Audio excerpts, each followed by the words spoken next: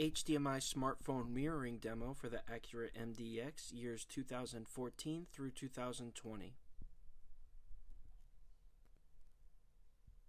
In this video, Apple CarPlay. Press and hold the back button, press enter, and you're going to see the Apple CarPlay on the screen. Control with the joystick, you got all the apps, Google Maps over here, you got Waze, Tuner Radio, and all the other apps. You got many pages. In this video, Android Auto.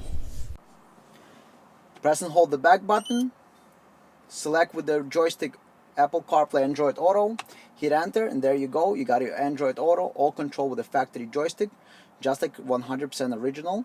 You can change all the features, go into the audio, open the menu by pushing left, closing by pushing right, going back to the maps.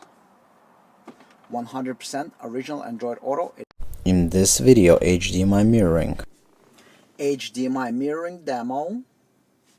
Press and hold the back button, go into HDMI, select it, hit enter, and there you go. You have your Netflix. It says now playing on your TV, and you have the Netflix on the screen, or you can mirror the entire phone. Whatever you see on your phone will show here, iPhone and Android.